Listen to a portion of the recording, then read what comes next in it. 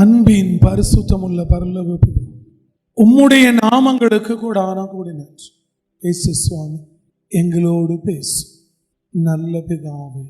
ரோமருக்கு எழுதின நிருபம் 12ஆம் அதிகாரம் 12வது வசனங்களை வாசிக்க கேட்கலாம். நம்பிக்கையிலே சந்தோஷமாயிருங்கள், நம்பிக்கையிலே சந்தோஷமாயிருங்கள், உபத்திரவத்திலே பொறுமையாயிருங்கள், உபத்திரவத்திலே பொறுமையாயிருங்கள், ஜெபத்திலே உறுதியாய் தரித்திருங்கள், ஜெபத்திலே உறுதியாய் தரித்திருங்கள். அங்கே அப்போஸ்தலனாகிய பவுல் அழகாய் சொல்லுகிறார், என் ஜனமே என்னை கவனியுங்கள். ஒவ்வொரு கிறிஸ்தவனோட வாழ்க்கையிலே இருக்க வேண்டியது 3 இருங்கள். எதிலே?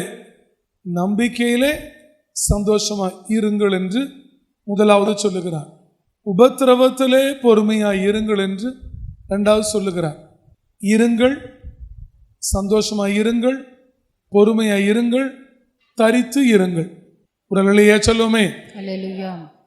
இன்றைக்கு ஜெபத்திலே உறுதியாய் தரித்திருங்கள் என்பதை பார்க்க போகிறோம். உடலையே சொல்லுமே. அல்லேலூயா. ஜெபத்திலே உறுதி. எல்லாரும் தான் ஜெபிக்கிறார்கள்.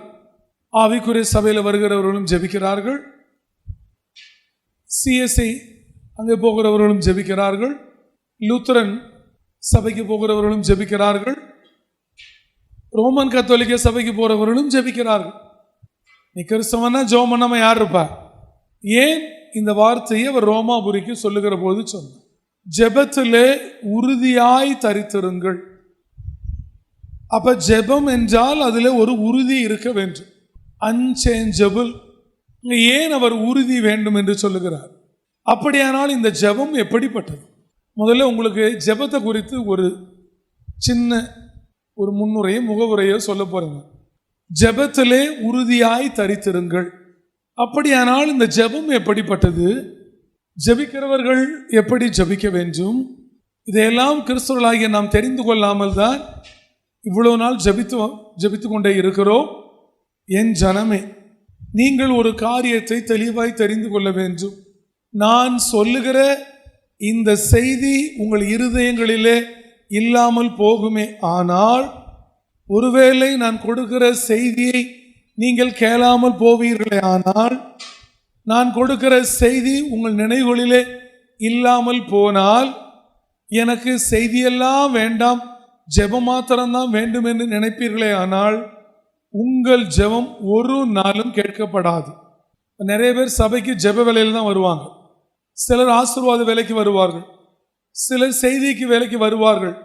இன்றைக்கு சொல்லுகிறேன், உங்களோட அநேகரோட ஜெபம் இதுவரை கேட்கப்படவில்லை என்றால் நீ சத்தியத்திற்கு உன் செவியை நீ திறக்கவில்லை என்று அர்த்தம். உடலையே சொல்லுமே. அப்படியானால் தேவனோட சத்தியம் வருகிற பொழுது அதை நன்றாய் செவிகளில் கேட்டு இருதயங்களில் வைத்து கொண்டு ஜெபிக்கிறது தான் ஜெபம். இப்போ கட்டாயமாக உங்கள் ஜெபம் கேட்கணும்னா, நீங்கள் ஜெபிக்கிற பிள்ளைகளாக இருந்தால் கட்டாயமாக நீங்கள் தேவனோட செய்தியும் சத்தத்தையும் உங்கள் செவிகளில் நீங்கள் கேட்கணும். சத்தியம் உங்கள் செவிகளில் வந்து விழுந்து இருந்தால்தான் உங்கள் ஜெபம் கேட்கப்படும். இல்லைன்னா உங்கள் ஜெபம் அது தேவனுக்கு அருவருப்பாய் போய்விடும். இப்படி ஆகிடும், உங்கள் ஜெபம் எப்படி ஆகிடும்? அருவருப்பாக போயிடும்.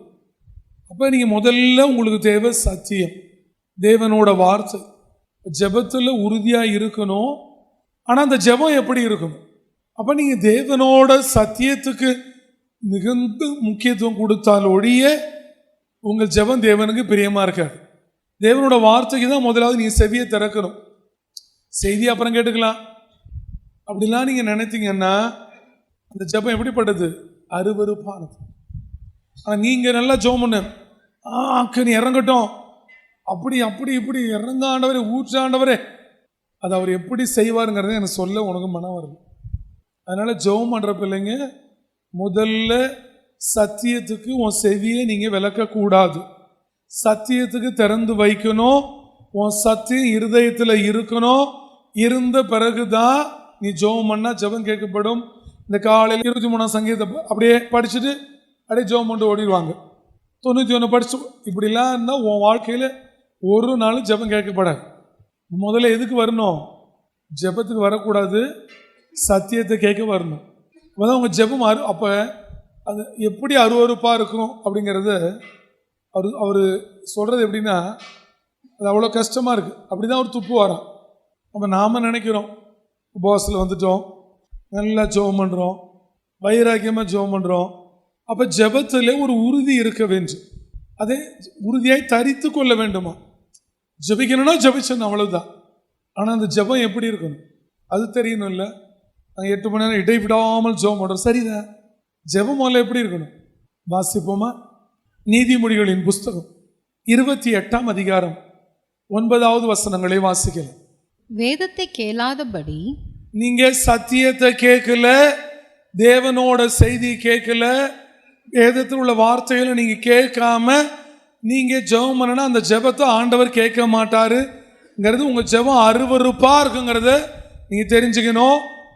சபைக்கு வராம ஜெபம் பண்றவன், தேவனோட சத்தியத்தை கேட்காம ஜெபம் பண்றவங்க யாரோட ஜெபத்தையும் தேவன் கேட்பது இல்லைங்கிறத நீங்க தெளிவா தெரிஞ்சுக்கணும். வேதத்தை கேளாதபடி தன் செவியை விலக்குகிறவனுடைய ஜெபமும் அருவருப்பானது. எப்படிப்பட்டது? அருவருப்பு. ஆண்டவருக்கு அது எப்படி போகுமா? தூபமாய் போகாது, அருவருப்பா போகும். அவர் பார்க்கவே மாட்டார். இப்போ நாம பார்ப்போமா? இப்படியே மேட்டு போட்டு நீட்டாக இருக்கு போறீங்க, அப்படியே ஒரு சின்ன குழந்தை ஏதாவது ஒன்று பண்ணிச்சு, ஐயோ வாடடிக்குது, அப்படி இருக்கு, இப்படி இருக்கு.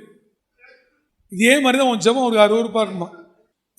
சத்தியம் இல்லாத ஜெபம், என்னோட வார்த்தை இல்லாத ஜெபம், என் வார்த்தையை கேட்காத ஜெபம் அவ்வளோ அருவருப்பாக இருக்குமா?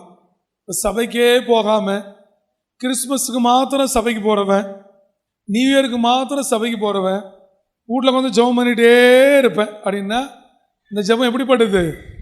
அருவருப்பானது. ஒரு நாளும் அந்த ஜெபத்தை தேவன் கேட்கவே மாட்டார்.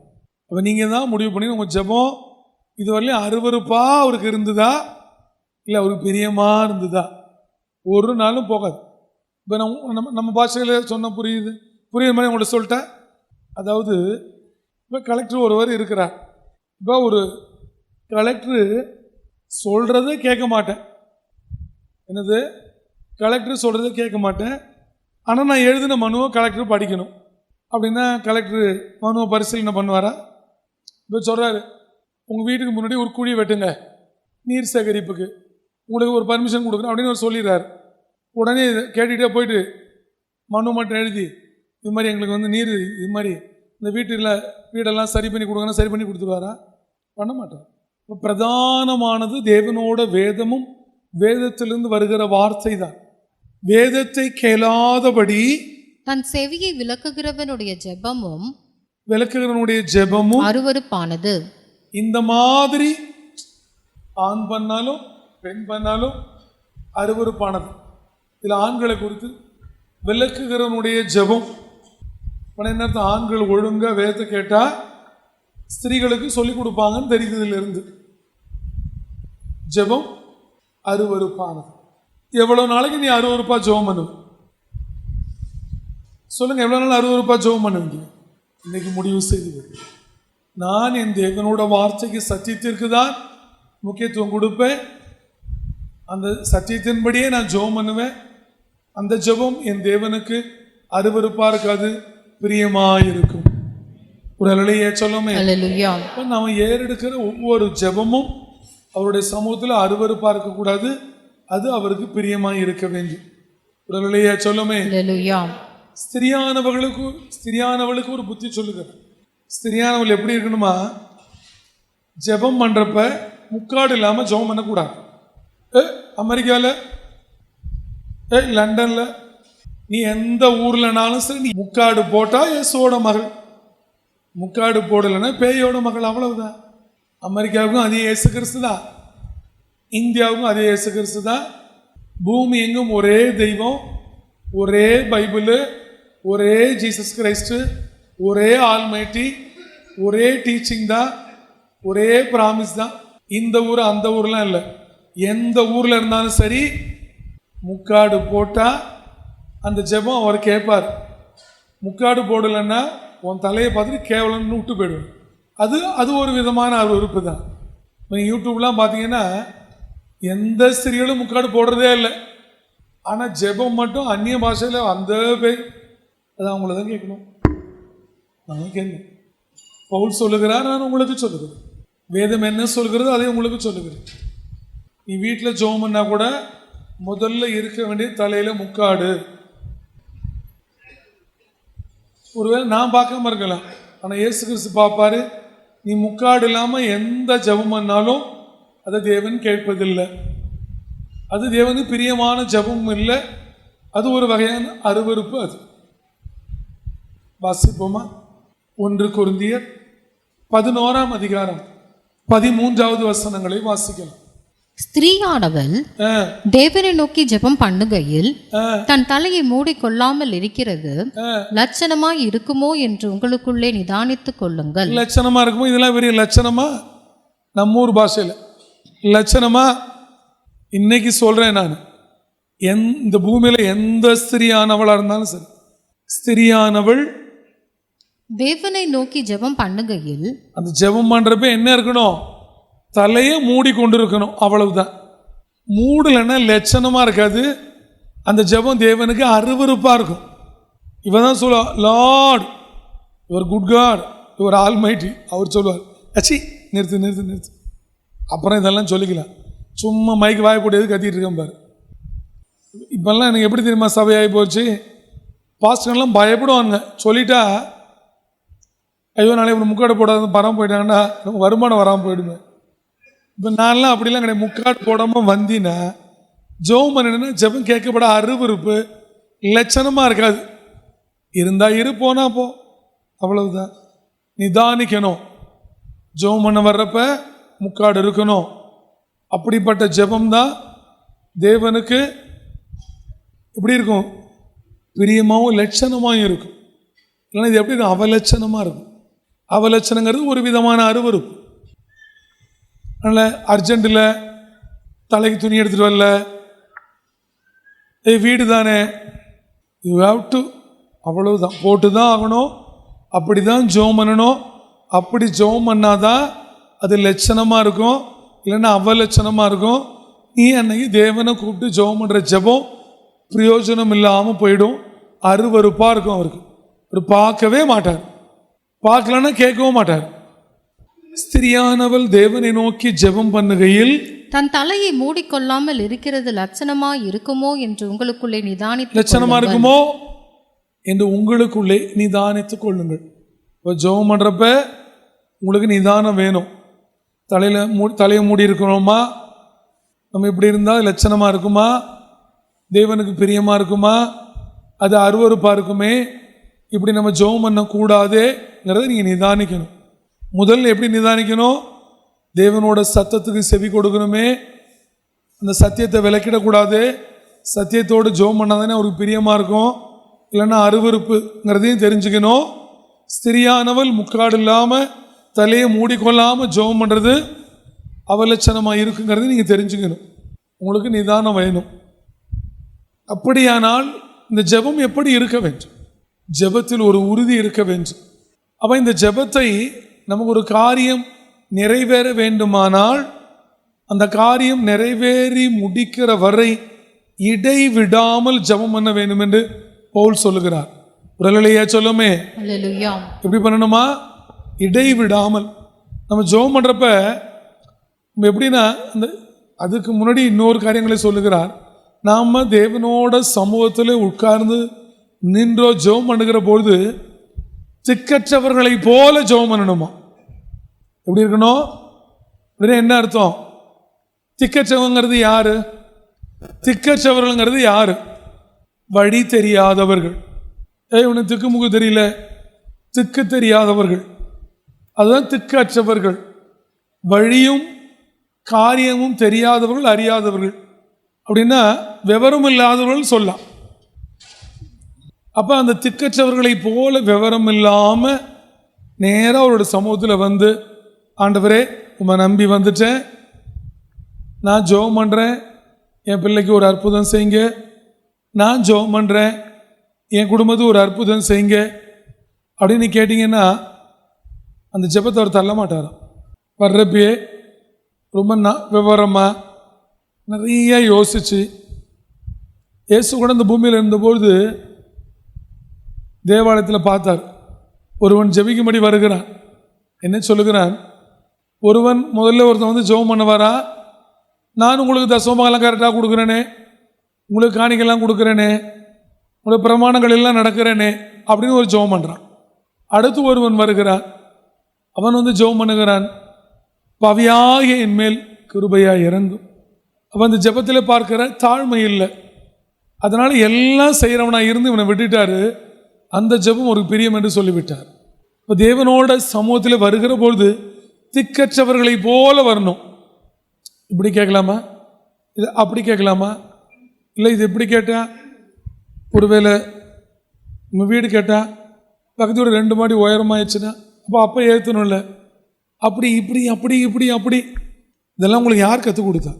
திக்கற்றவர்களை போல கள்ளம் கபடம் இல்லாதவர்களாய் தேவனோட சமூகத்தில் வந்து ஜெபத்தில் உட்காரணும்.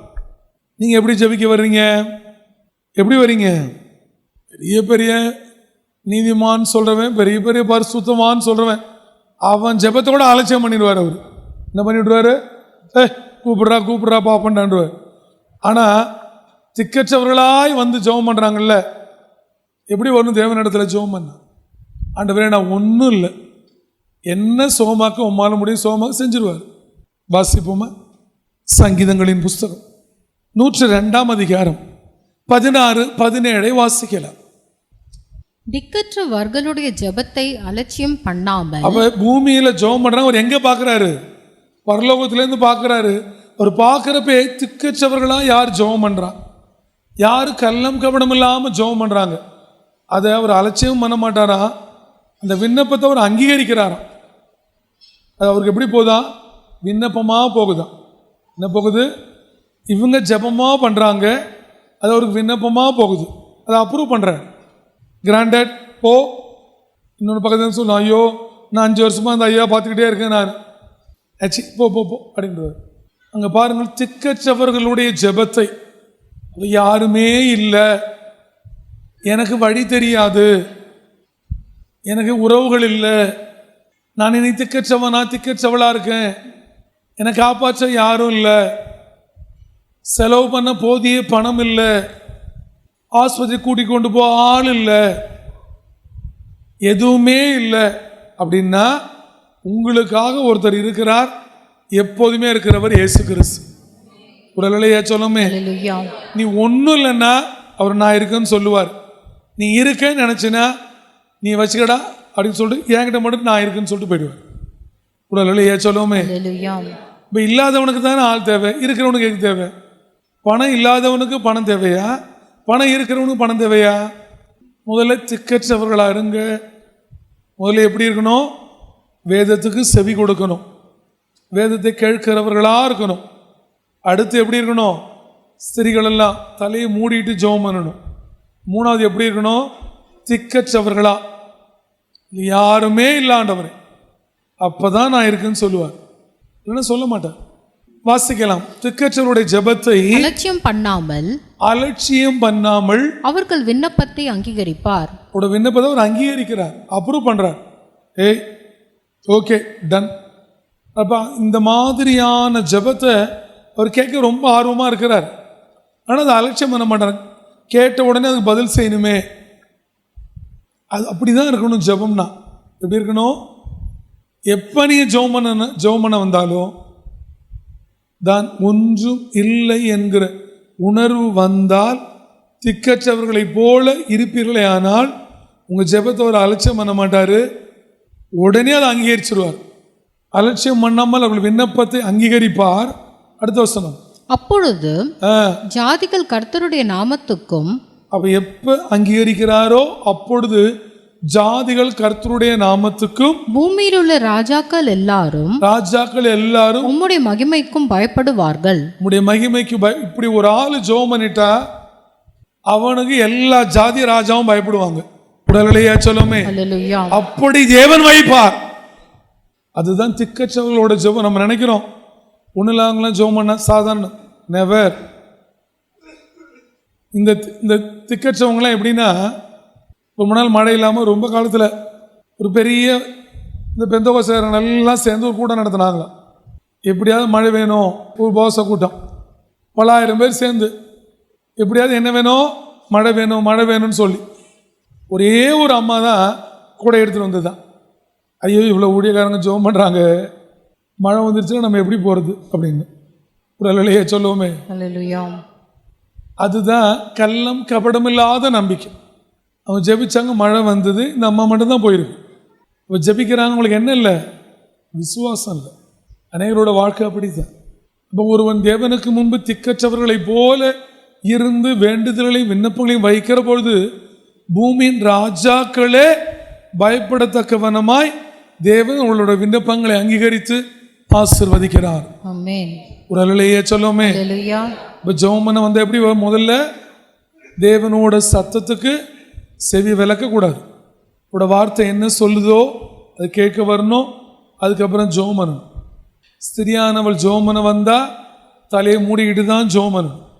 மூணாவது, ஆண்களானாலும் பெண்களானாலும் நீங்கள் தேவனிடத்தில் ஜெபம் பண்ணுகிற பொழுது எங்களுக்கு வடிவாசல் தெரியும், இப்படி போனால் அதை செய்யலாம், அப்படி போனால் இதை செய்யலாம், இப்படியெல்லாம் இல்லாமல் திக்கற்றவர்களைப் போல ஒன்றும் இல்லாதவர்களைப் போல அவரிடத்தில் வருவீர்களானால் எல்லாம் வைத்திருக்கிற அவர் இறங்கி ஒன்றுமில்லாத உன்னை ஆசீர்வதித்து உயர்த்துவார். ஆமென்.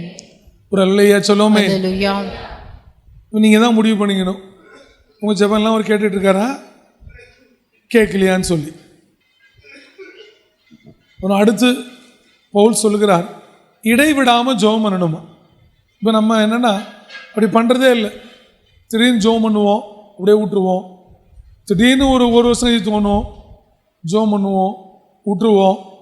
இப்போ நாமளே ஒரு நியாயம் வேண்டியோ, ஒரு காரியம் வேண்டியோ, ஒரு நன்மை வேண்டியோ அரசு இடத்துல விண்ணப்பங்களை வைக்கிறோன்னா, இல்லை கவர்மெண்ட் ஆஃபீஸில் யார் இந்த ஆஃபீஸில் இருந்தா என்ன, இப்போ நம்ம பட்டா அப்ளை பண்ணுறோம், இல்லைன்னு சொன்னால் பட்டா வேணான்னு விட்ருவீங்களா?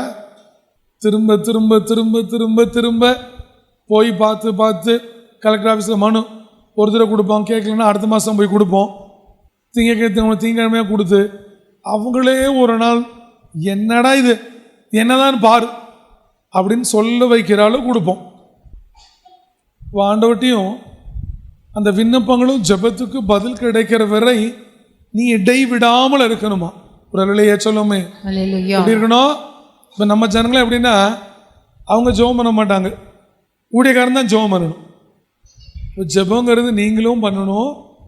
இப்போ உங்களுக்கு தடைகளோ ஏதேனும் காரியம் வருகிற போது உங்களோட ஜெபத்தில் தாங்கிறது ஊழியக்காரனோட வேலை. நீ பிரயாசப்படணும். அந்த பிரயாசத்துக்கு பலன் கிடைக்காம போயிடக்கூடாது என்பதற்காக அந்த பலனை வாங்கி கொடுக்க வேலை தான் ஊழியக்காரனோட வேலை. இயேசு கிறிஸ்து தெய்வமாக இருந்தும் அவர் ஜெபம் பண்ணார். நான் ஆண்டவர் ஜெபம் பண்ண தேவைன்னு விட்டார் அவர். அதுக்கு வருவோம். பவுல் என்ன சொல்லுகிறார்? கொலேசியருக்கு எழுதின நிருபம் 4ஆம் அதிகாரம் 1 வாசிக்கலாம். 1 எஜமான்களே, உங்களுக்கும் பரலோகத்தில் எஜமான் இருக்கிறார் என்று அறிந்து வேலைக்காரருக்கு நீதியும் செவ்வையுமானதை செய்யுங்கள். இடைவிடாமல் ஜெபம் பண்ணுங்கள். என்ன பண்ணணுமா? இடைவிடாமல் ஜெபம் பண்ணுங்கள். ஸ்தோத்திரத்துடன் ஜெபத்தில் விழித்திருங்கள். இப்போ 2 வேலை பண்ணணும். இடைவிடாமல் ஜெபம் பண்ணணும், ஸ்தோத்திரத்தோடு விழிச்சிருக்கணும். இந்த வசனத்தெல்லாம் கண்டுபிடிச்சிதான் தொடர்ந்து ஜெபம் பண்ணவும் விடுறதில்லை, வீழ்ச்சிட்டு இருக்கவும் விடுறதில்லை. எப்படியாவது தூங்க வைக்கணும். அப்போ இதுக்கு நம்ம இனி போராட வேண்டியது இருக்குது. ஏதோ பெரிய ஆசீர்வாதம் போகிறது என்பதை அறிந்து தான் அவன் விழிச்சிட்டு இருக்க விடாமல் தூங்க வைக்கிறான். இடைவிடாமல் ஜெபம் பண்ண வேண்டியதை இடைவிடும்படி வச்சுட்டான். உங்களோட ஆசீர்வாதம் தடையாக இருக்கிறதுக்கு பெரிய காரணம் இடைவிடாமல் நீங்கள் ஜெபம் பண்ணுறதில்லை, விட்டுறீங்க. இடைவிடாமல் அப்படின்னு வசனம் சொல்லுது. எல்லாரும் கைகளை உயர்த்துவோம். இந்த வாக்கு தத்துவம் எல்லாரோட வாழ்க்கையில் நிறைவேறணும். ஜெபத்தில் பெரிய விழிப்பாக இருக்கணும். கைகளை உயர்த்துவோம். இயேசுவே இயேசுவே நாங்களும் எங்க ஊழியக்காரனும் இடைவிடாமல் ஜெபம் பண்ணும்படி இயேசுவானவரே நீர் வைப்பீராக. நாங்கள் ஸ்தோத்திரத்துடன் ஜெபத்திலே எப்பொழுதும் விழித்திருக்கும்படி செய்வீராக. இயேசுவே நீர் கெத்செமனே தோட்டத்திலே ஜெபம் பண்ணின பொழுது சீஷர்களை தூங்க வைத்த அந்த பொல்லாத பிசாசு இயேசுவின் நாமத்தில் இன்றைக்கு சபிக்கப்படுவதாக. இனி இந்த பூமியிலே எங்கள் ஊழியக்காரனையும் எங்களையும் உம்முடைய ஊழியக்காரர்களையும் உம்முடைய ஜனங்களையும் அவன் தூங்க வைக்க கூடாது. யாரும் தூங்கக்கூடாது. ஸ்தோத்திரத்துடனும் ஜெபத்திலும் விழித்திருக்கும்படி அருள் செய்வீராக. ஆமென்.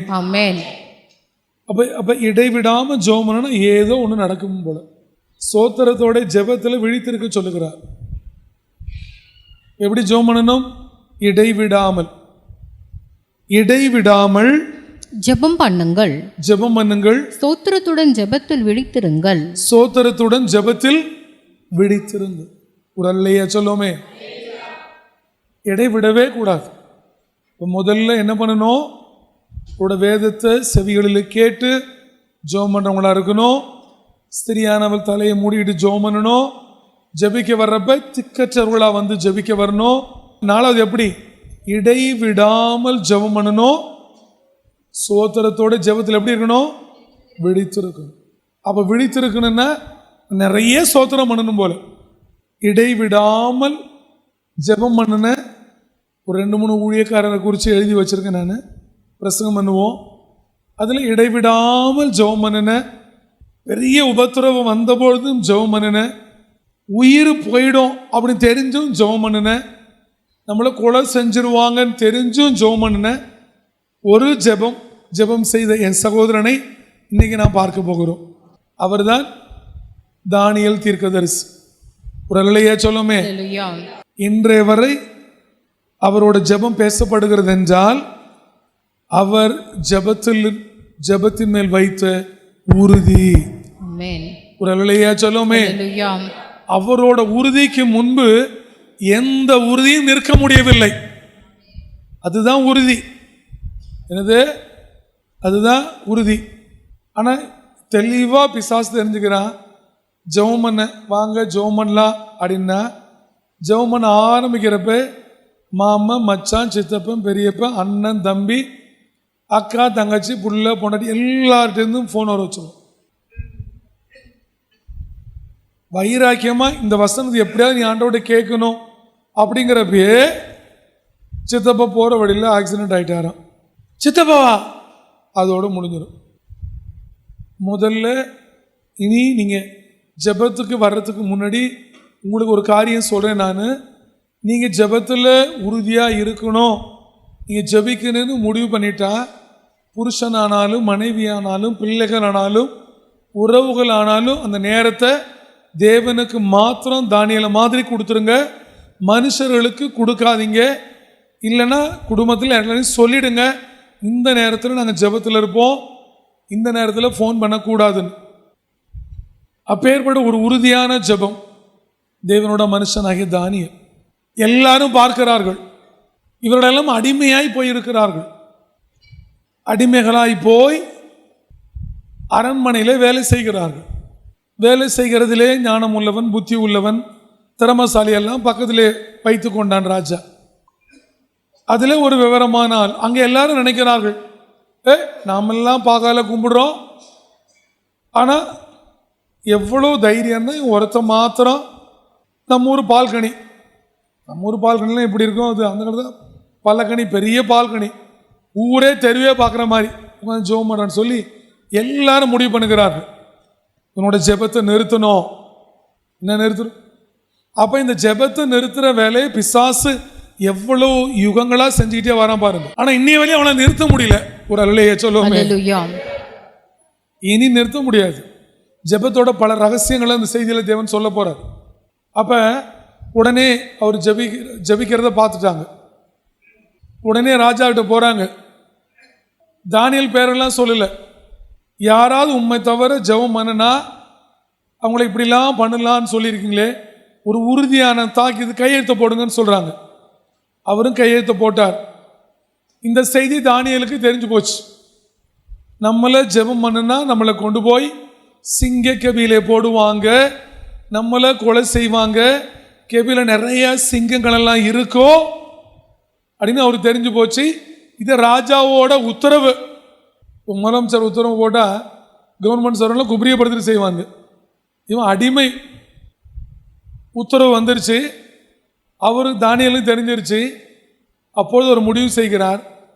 என்ன முடிவு? நான் உறுதியா ஜெபம் பண்ணுவேன். ஒரு அல்லேலூயா சொல்லுவோமே. அல்லேலூயா. அப்பனா என்ன அர்த்தம்னா, தன் உயிரை விட அவர் அந்த ஜெபத்திற்கு அவ்வளவு மதிப்பு மரியாதையும் கொடுத்திருக்கிறார். ஒரு அல்லேலூயா சொல்லுவோமே. அல்லேலூயா.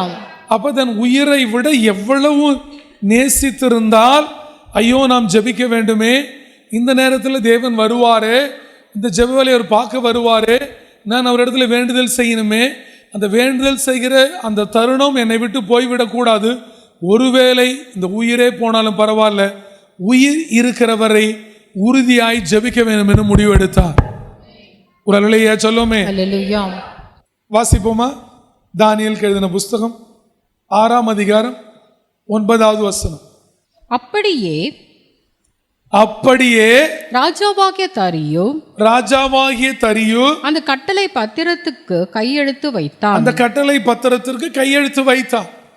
முதல்ல வசனம் வாசினா என்ன சொல்ல வரார்? அப்ப அந்த ஜெபத்துல எவ்வளவு மேன்மை இருந்தா, முக்கியத்துவம் இருந்தா, தான் உயிரை கூட மதிக்கல. நீங்கெல்லாம் ஜெபத்துக்கு வராம உயிர் சின்ன வலி, சின்ன ஜுரம், ஏதாவது காரணம் கேட்டா, ஐயா இடுப்பு வலிக்கிற மாதிரி இருந்து ஜெபத்துக்கு வரல, தலை வலிக்கிற மாதிரி இருந்து ஜெபத்துக்கு வரல. அப்படியே ராஜாவாகிய தரியு அந்த கட்டளை பத்திரத்திற்கு கையெழுத்து வைத்தான். தானியேலோ வென்றால் அந்த பத்திரத்துக்கு கையெழுத்து வைக்கப்பட்டதென்று அறிந்த போதிலும், அந்த பத்திரத்திற்கு கையெழுத்து வைக்கப்பட்டு அறிந்த போதிலும் தன் வீட்டுக்குள்ளேயே போய் தன் மேல் அறையிலே எருசலேமுக்கு நேராக பலகணிகள் திறந்திருக்க, பல கனிகள் திறந்திருக்க, அங்கே தான் முன் செய்து வந்தபடியே தினம் 3 வேளையும் தன் தேவனுக்கு முன்பாக முழங்கார் படியிட்டு ஜெபம் பண்ணி. என்ன பண்றாரு? இப்படி செஞ்சாரோ அதான் செஞ்சார். நீ செத்துருவடானாலும் செஞ்சாரு. உன்னை சிங்கங்களின் கெபியில போடுவாங்க, உன்னை கொலை செய்வாங்க தெரிஞ்சும் செஞ்சார். இன்னைக்கும் செஞ்சுக்கிட்டே இருக்காரு அவரு. ஒரு அல்லேலூயா சொல்லுவோமே. அல்லேலூயா. அப்ப அந்த ராஜாவோட உத்தரவு அதை ஒரு துச்சமா நினைக்கிறார்.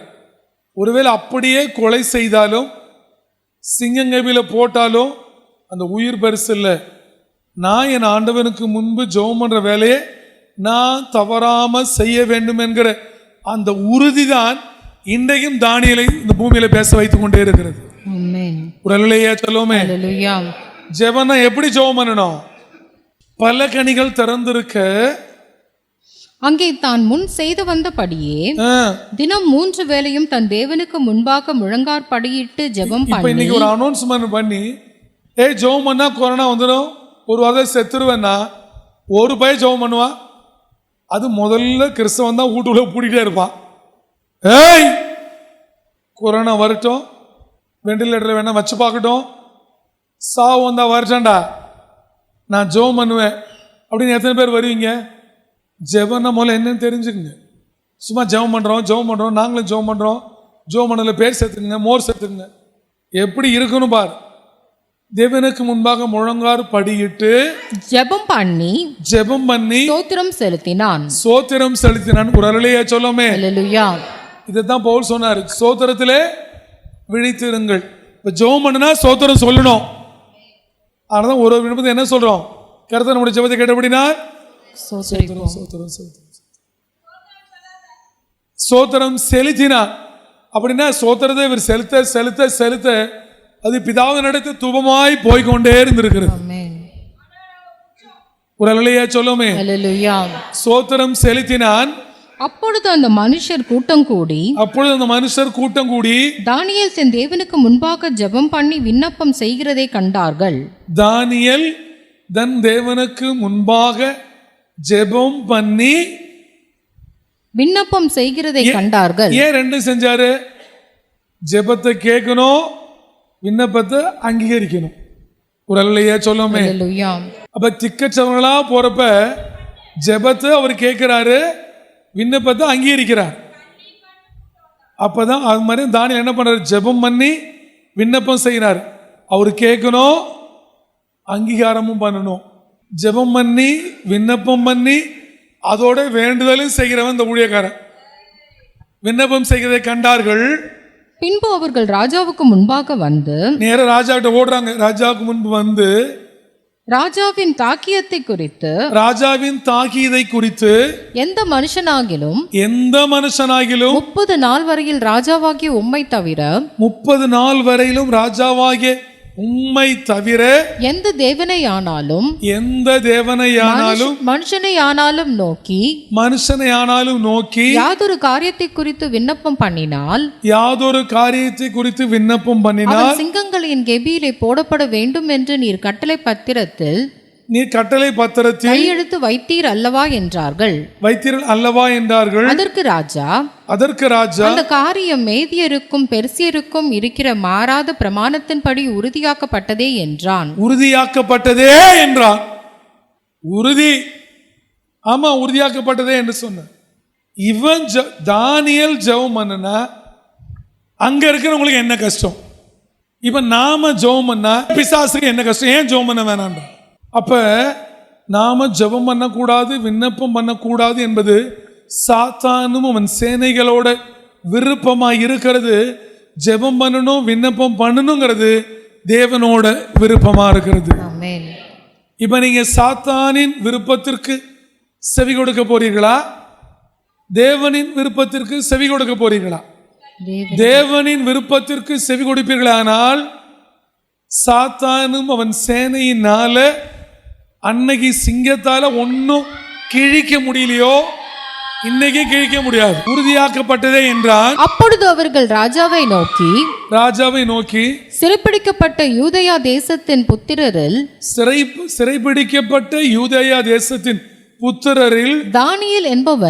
தானியேல் என்பவன் உம்மையும் நீர் கையெழுத்து வைத்து கொடுத்த கட்டளையையும் மதியாமல். இந்த உலகத்துல ஜெபிக்கிற பிள்ளைகள் எவனையும் மதிக்க தேவையில்லை.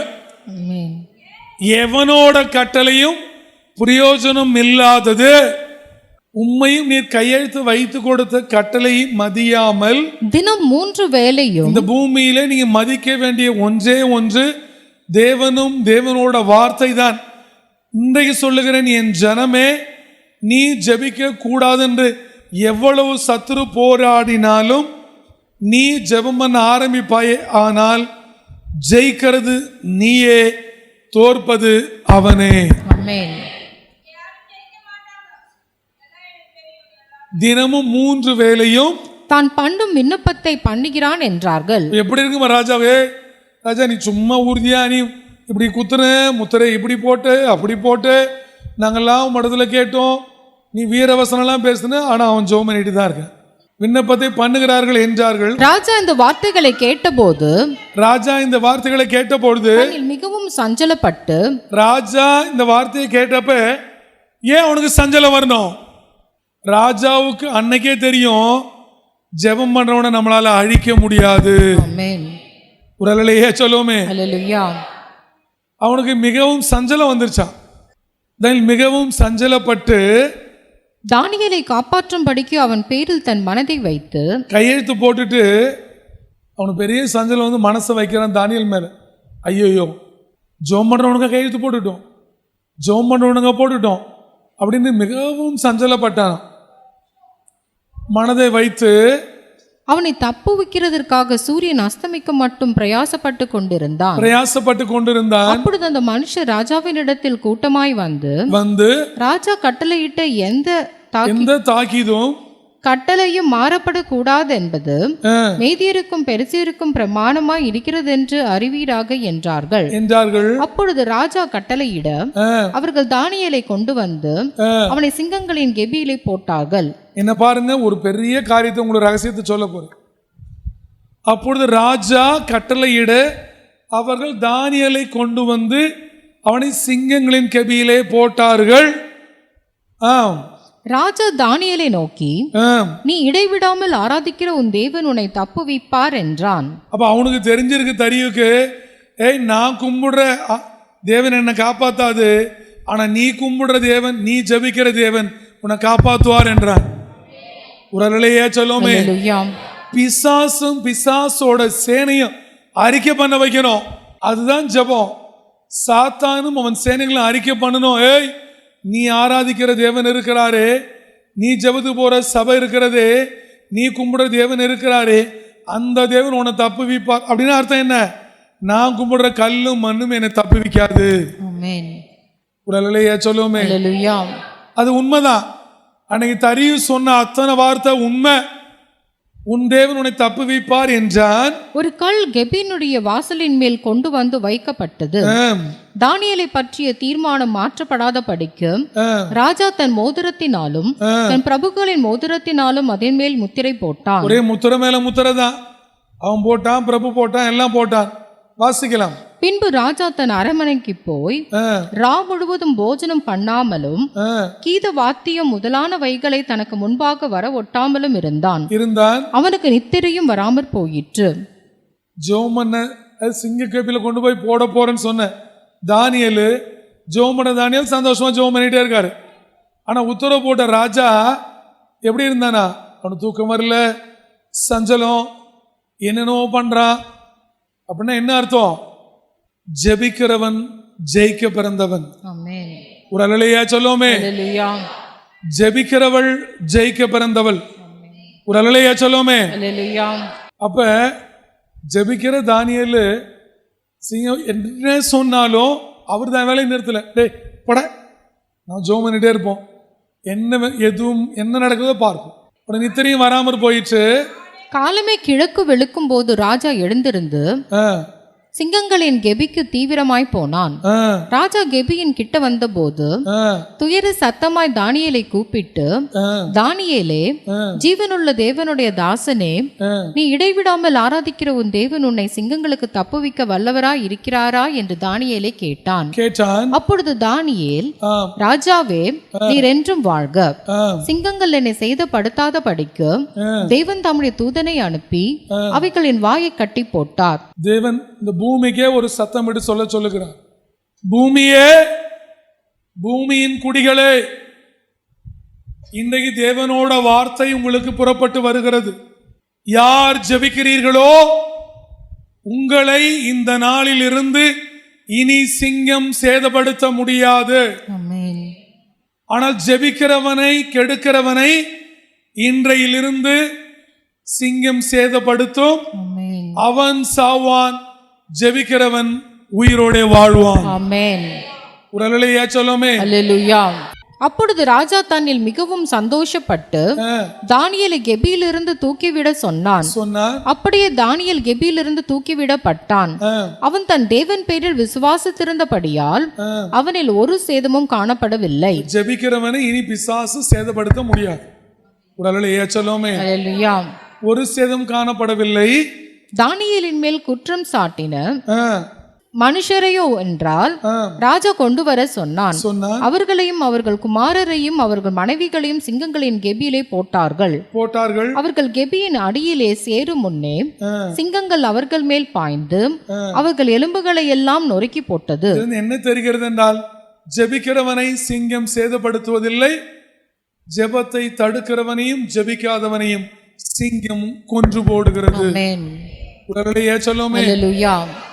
எலும்புகளை எல்லாம் நொறுக்கி போட்டது. என் ஜனமே, நீங்கள் இந்த பூமியிலே சேதமில்லாமல் இருக்க வேண்டுமானால், உன் குடும்பம், உன் பிள்ளைகள், உங்கள் சரீரத்திலே சேதமில்லாமல் இருக்க வேண்டுமானால், உங்கள் ஆசீர்வாதங்களிலே சேதமில்லாமல் இருக்க வேண்டுமானால், நீ ஜெபிக்கிறவனாய் ஜெபிக்கிறவளாய் இயேசுவின் நாமத்தில் நீங்கள் மாறிவிடுங்கள். தேவனோட சத்தத்திற்கு செவி கொடுத்து ஸ்திரியானவள் தலையை மூடிக்கொண்டு திக்கற்றவர்களை போல நீங்கள் ஜெபிப்பீர்களே ஆனால் உங்கள் எல்லா வேண்டுதல்களுக்கும் விண்ணப்பங்களுக்கும் தேவன் பதில் கொடுக்கிறார். தானியேலின் ஜெபத்தை தடுத்த பொழுதும் தானியேல் ஜெபித்தார். தேவன் தானியேலை காப்பாற்றினார். தடுத்தவர்களை தேவன் கொன்று போட்டார். ஆமென். குரலையே சொல்லுவோமே. ஹல்லேலூயா. உங்களுக்காக ஜெபிக்கிறேன். அன்பின் பரிசுத்தமுள்ள பரலோக பிதா, ஆண்டவரே, ஜெபத்திலே உறுதியாய் தரித்திருங்கள் என்று சொல்லி எப்படி ஜெபிக்க வேண்டும் என்று சொல்லிக் கொடுத்து தானியேல் உறுதியாய் ஜெபித்த பொழுது சிங்கம் சேதப்படுத்த முடியவில்லை. ஆண்டவரே, தானியேல் தனக்கு மரணம் வரும் என்றும் அறிந்தும் தன்னை சிங்கக்கேபியில போடுவார்கள் என்று அறிந்தும் தன் பிராணனை விட தன் சரீரத்தை விட உம்மை நேசித்தபடியினார் நான் செய்து வந்த ஜெபத்தை எப்படி விடுவேன் என்று சொல்லி ஜெபித்த தானியேலை இன்றைய வரை உயிரோடு காத்து வைத்திருக்கிற உன்னதமான ஆண்டவரே, உமக்கு நன்றி. ஜெபமும் ஜெபத்தின் வல்லமையும் சொல்லி வந்திருக்கிறீரே, உமக்கு நன்றி ஆண்டவரே. இனி ஜெபிக்கிற எங்களை ஒரு நாளும் சிங்கம் சேதப்படுத்தாதபடி இடைவிடாமல் ஜெபிக்கிறவர்களாய், விழித்திருந்து ஜெபிக்கிறவர்களாய், சோத்திரத்தோட ஜெபிக்கிறவர்களாய், திக்கற்றவர்களாய் ஜெபிக்கிறவர்களாய் எங்களை வைத்தருளும். இனி என் ஜனங்கள் ஜெபிக்கிற பொழுது நீர் பதில் தாரும், ஜெபம் கேளும், ஆசீர்வதியும் நல்ல பிதாவே. ஆமென்.